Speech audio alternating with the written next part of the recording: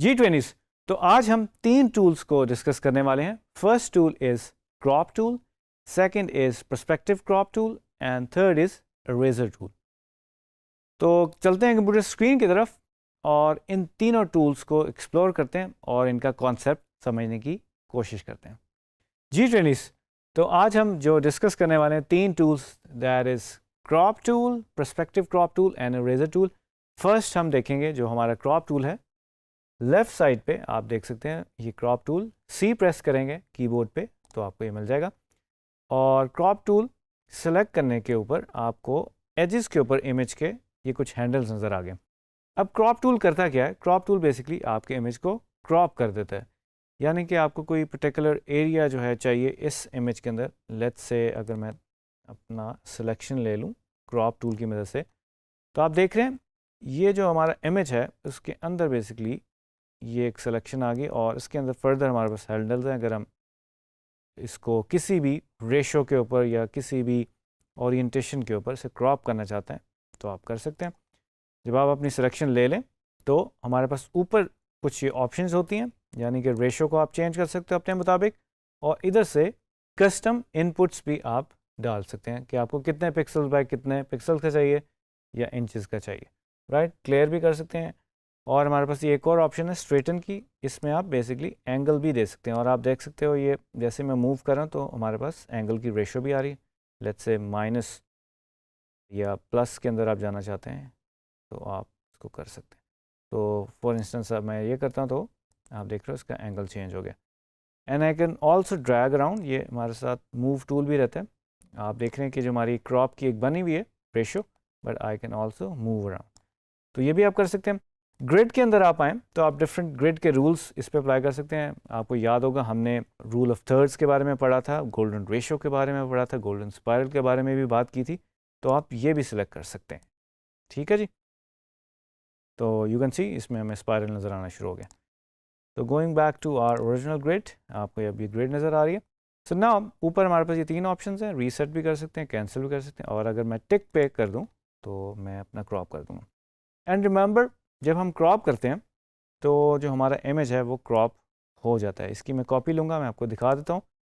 Move tools की मदद से अगर मैं इसको मूव करूँ तो आप देख रहे हैं जो एजेस हैं वो अब हमें नज़र नहीं आ रही, हालांकि जो इमेज था इसकी साइड्स के ऊपर भी एलिमेंट्स थे। कंट्रोल जी करके मैं आपको दोबारा दिखा देता हूँ। जैसे कि देख सकते हो ये कुछ एलिमेंट्स थे, अब क्रॉप करने के ऊपर हमें वो नज़र नहीं आ रहे। एंटर भी प्रेस कर सकते हैं, उससे भी आप क्रॉप कर सकते हैं। ओके जी। सो ये तो हो गया क्रॉप की ऑप्शन, आप इमेज को अगर क्रॉप करना चाहते हैं। So moving on to next which is perspective crop tool. और इसको अगर मैं सिलेक्शन ले लूँ और एक दफ़ा इस तरह कर लूँ तो आप देख सकते हैं मेरे पास 4 पॉइंट्स आ जाते हैं और मैं उनको मूव अराउंड कर सकता हूँ। सो हर कॉर्नर को अगर मैं क्लिक करके ड्रैग करूँ तो आई कैन मूव अराउंड। और अगर मैं थोड़ा जूम कर लूँ, जूम करने के लिए कंट्रोल प्लस करके मैं जूम कर सकता हूँ और इसको प्रिसाइसली हम कॉर्नर टू कॉर्नर बेसिकली कर सकते हैं। अब मैं इसका भी आपको कॉन्सेप्ट समझाता हूँ कि पर्सपेक्टिव क्रॉप टूल का क्या मतलब है, राइट। सो पर्सपेक्टिव है ये बेसिकली एक पर्टिकुलर डिस्टॉर्शन है, एंगल है, और ये मैंने सेट कर लिया। अब मैं इसको अगर टिक कर दूं तो नाउ यू कैन सी जो बेसिकली पर्सपेक्टिव मैंने सेलेक्ट किया था उसको उसने बिल्कुल फ्लैट जो है वो क्रॉप कर दिया। अब फ्लैट से मेरी मुराद है कि जो डायगोनल लाइंस कुछ बन रही थी वो अब थोड़ी सी हॉरिजॉन्टल और वर्टिकल लाइंस में कन्वर्ट हो गई। ठीक है जी। एक और इमेज के ऊपर ये अप्लाई करके देख सकते हैं। अब ये हमारे पास कुछ साइंस है, रोड साइंस, और ये आप देख रहे हो एक पर्सपेक्टिव है। इसको क्विकली देर लाइक 2 वेज, एक तो मैंने इस तरह इसको ड्रैग करके सिलेक्शन ली थी, इसको मैं अगर एस्केप दबाऊं और अगर मैं फर्स्ट एक क्लिक करूं और आप देख रहे हैं ये पॉइंट मर्ज हो गया, सेकंड क्लिक करूं एंड देन थर्ड, आपको अब ये ग्रिड नज़र आनी शुरू हो जाएगी। आप इसको भी इस तरह भी ऐड कर सकते हैं इस पर्सपेक्टिव टूल को। So now we have perspective in this, और ये किसी पर्टिकुलर एंगल पे है और मैं ये चाहता हूँ कि मैं इसको फ्लैट कर दूँ। तो इफ़ आई प्रेस एंटर और मैं अगर इधर से टिक कर दूँ इसको तो नाउ यू कैन सी जो हमारा एंगल था वो बिल्कुल फ्लैट हो गया ऑलमोस्ट। तो ये एक हेल्पफुल टूल है अगर आपने इसी तरह की कोई चीज़ों को फ्लैट करना हो, उसको उस तरह से देखना हो तो आप कर सकते हैं। द अदर वेज के मैं इस स्ट्रेट को अगर पर्सपेक्टिव में लेके जाना चाहता हूँ और इन एंगल्स को मैं मूव कर दूँ, यानी कि मैं ख़ुद से एक एंगल क्रिएट कर दूँ और एंटर प्रेस करूँ, तो नाउ यू कैन सी ये एक तरह का एंगल मिल गया है जो हमारी स्ट्रेट लाइंस थी। तो ये भी हेल्पफुल है अगर हम किसी चीज़ को पर्सपेक्टिव देना चाहते हैं, राइट। बट रिमेंबर ये क्रॉप का टूल है, इसमें चीज़ें क्रॉप हो जाती हैं, साइड जो हैं वो क्रॉप हो जाती हैं, तो डिस्ट्रक्टिव टूल है, इसको बड़े एहतियात से यूज़ कीजिएगा। So moving on to third tool which is eraser tool. जनाब, तो मेरे पास एक इमेज ऑलरेडी ओपन है। इरेज़र टूल जो है वो लेफ़्ट साइड पे टूल बार में बेसिकली ई प्रेस करें कीबोर्ड पे तो हमें मिल जाएगा, और मैं ई प्रेस करूँगा तो now you can see we have this brush like tip, और इसको लेफ़्ट ब्रैकेट से डिक्रीज़ कर सकता हूँ, राइट ब्रैकेट से इंक्रीज़, और इधर से हम जो है वो टिप जो है ब्रश की वो चेंज कर सकते हैं।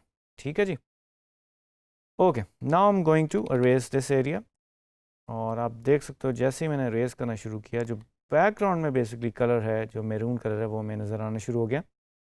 और उसको अगर मैं स्वैप करना चाहता हूँ, यानी कि बैकग्राउंड और जो फोरग्राउंड का कलर सेट हुआ हुआ है उसको अगर आप स्वैप करें, एक्स दबा के शॉर्ट किए, तो नाउ यू कैन सी अब मैं इरेज़ कर रहा हूँ तो वाइट कलर जो बैकग्राउंड में है वो हमें नज़र आ रहा है। अब इसकी वजह क्या है, जो हमारी बैकग्राउंड लेयर है वो है लॉक्ड, और बाय डिफ़ॉल्ट ये लॉक्ड होती है। और अगर मैं इसकी कॉपी बना लूँ, ठीक है, कंट्रोल जे करके भी बना सकता हूँ, और इसको ड्रैग करके प्लस के साइन पे भी बना सकता हूँ, और नीचे वाली लेयर को हाइड कर देते हैं। And now if I erase something, तो आप देख सकते हो जो नीचे एक चेकर नज़र आ रहा है वो एक ट्रांसपेरेंट बैकग्राउंड की इंडिकेशन है फोटोशॉप में, यानी कि नीचे वाली लेयर ट्रांसपेरेंट है। तो ये एक वजह, कंट्रोल जी करूँगा ताकि हम इसको ओरिजिनल हालत में ले आएँ। तो ये इरेज़र टूल है, ऊपर भी कुछ ऑप्शंस हैं, आप इसको एक्सप्लोर कर सकते हो, और ओपेसिटी वगैरह, फ्लो वगैरह चेंज करके, और ये स्मूदिंग वगैरह चेंज करके, स्मूदिंग से मुराद ये कि जो ब्रश की जो आपकी फ्लो है वो स्मूथ हो जाएगा, और एंगल वगैरह और इस तरह की मज़ीद ऑप्शन आप एक्सप्लोर कर सकते हैं। अच्छा जी, इसके अंदर जो नेक्स्ट जो चीज़ स्टैक्ड है, second option, that is background eraser tool. Okay ji, अब बैकग्राउंड इरेज़र टूल में आप देख रहे हैं एक प्लस का साइन बना हुआ है जो कि इंडिकेट कर रहा है कि हमें सबसे पहले सैंपल लेना पड़ेगा जिसको हम रिमूव करना चाहते हैं या इरेज़ करना चाहते हैं। काफ़ी डिस्ट्रक्टिव टूल है, अगेन जब भी हम करेंगे तो वो चीज़ वहाँ से इरेज़ हो जाएगी। तो इसकी मैं कॉपी बनाऊँगा और नीचे वाली बैकग्राउंड को हाइड कर देंगे। So we have three sampling options. First is continuous, second is once, यानी कि एक दफ़ा हम उसको पिक करेंगे, and third is background swatch, यानी कि बैकग्राउंड की एक स्वॉच होगी उसको हम सैम्पल करेंगे। तो फर्स्ट जो है वो हमारा कॉन्टीन्यूस है, और अगर मैं क्लिक करके इसको इरेज़ करना शुरू करूँ तो यू कैन सी जो हमारी सैम्पलिंग है वो डिफरेंट कलर्स की हो रही है, और वो डिफरेंट कलर्स को डिलीट करता जा रहा है। तो जिस जिस जगह से हम इसको रेज़ करें उस जगह की वो सैम्पलिंग कर रहा है और उसको रेज़ कर रहा है।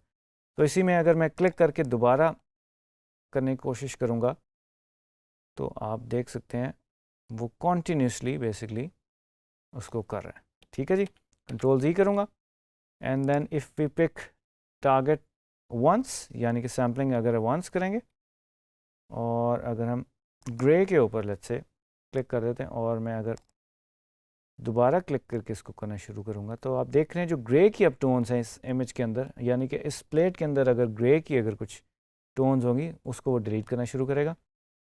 और आप देख रहे हैं जो हमने एक बेसिकली एक स्पेसिफिक कलर को टारगेट किया था वो डिलीट हो रहा है। तो लेट्स से अगर मैं टॉलरेंस बढ़ा दूँ, इफ़ आई डू 72, और अब मैं बेसिकली इसको करूँ तो आप देख रहे हैं कि ज़्यादा ग्रेज के जो टोन्स हैं उसको वो डिलीट कर रहा है। एंड अगेन रिमेंबर, अगर हमारे इमेज के अंदर यानी इस प्लेट के अंदर ग्रेज हैं तो उसको भी वो डिलीट कर देगा क्योंकि हमने टॉलरेंस को बढ़ा दिया। ठीक है, तो आई होप आपको वंस सैम्पलिंग का कॉन्सेप्ट समझ में आ गया होगा। अब हम जा रहे हैं बैकग्राउंड सैम्पल की तरफ। ठीक है जी, अब मैंने क्लिक किया बैकग्राउंड को एक दफ़ा, और जो बैकग्राउंड का बेसिकली कलर है वो उसको पिक कर रहे हैं, एंड आप दोबारा क्लिक करके भी इसको ट्राई कर सकते हैं। ठीक है जी, कॉन्टीन्यूस में बेसिकली हम सिंगल क्लिक पे ही इसको अप्लाई कर देते हैं एक ही स्ट्रोक के अंदर, और बाद में जब आप एक दफ़ा टारगेट कर लेते हैं तो आप बाद में भी इसको कर सकते हैं क्लिक छोड़ के। ओके, सो हमें ये तीनों जो हैं वो सैम्पलिंग की ऑप्शंस समझ में आ गई। अब जो हमारा तीसरा बेसिकली टूल है that is magic eraser tool.